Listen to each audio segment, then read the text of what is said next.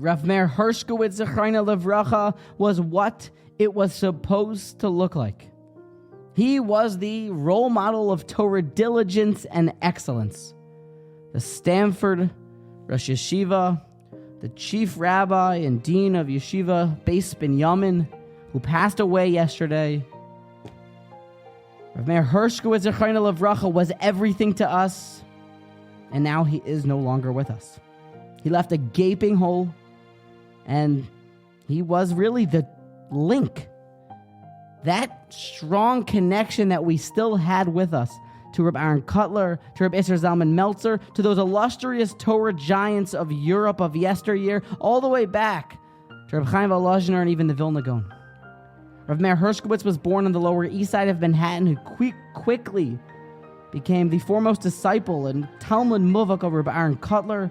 He was described by my Rosh Yeshiva as an expert melamed who could summarize tough sugyas, very, very hard to understand concepts, machlok sei rishonim, in one word. Anyone who knows his style, and anyone who knows Reb Nosson Stein's style also, they might remember how the entire sugya of a shaliach, of a messenger in the Gemara, of sending an emissary, he used to describe as a robot. And that would summarize how the Ksaisa's approach or Rabbi Chanan's approach, and he would come up with this new way that Bachram could digest deep, tough concepts. Rav Meir Hershkowitz, Zechreina Livracha, was the Gadol's Gadol. He was who the righteous and who the saintly sought advice from. People would travel from all ends of the earth to have even a short audience with him. I met him once or twice. I didn't even say any words to him. Really, I just saw him come into our yeshiva, and I saw the way my Rosh Yeshiva subjected himself to him, how he really took care of everything he could need. He had an aura about him. His face literally shined. Rav Meir Hershkowitz was a gadol in this midah called shimush. Every bacher seems to describe how, after long hours of learning through the night, in the middle of the night when he would leave, he would go home, working through the sugya, he would stop, pick up all the paper towels, clean the bathroom. He was so exceedingly humble and nothing was beneath him.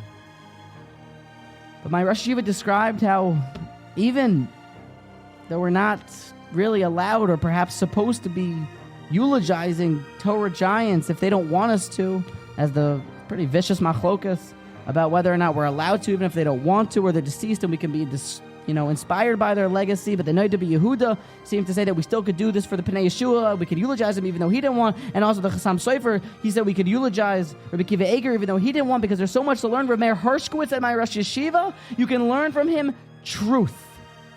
His entire essence, his whole being, his personality was to search and to find emes. The Stamford Rosh Yeshiva, Rav Meir Hershkowitz, Zechreina Livracha, would learn for hours just to get to the bottom of the topic. His life was to figure out what the Lord Almighty wants from me. What is the truth? We're left with a gaping hole, and it's a somber day without Rav Meir Zechreina Livracha. But if we can take anything, motivate ourselves a little bit, learn from his truth.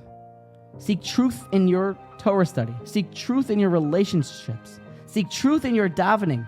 Seek truth in your mitzvah adherence. Seek truth in your life. Try to emulate this great gadol who is no longer with us, Rav Meir Hershkowitz. Zechusai Yagain Aleinu.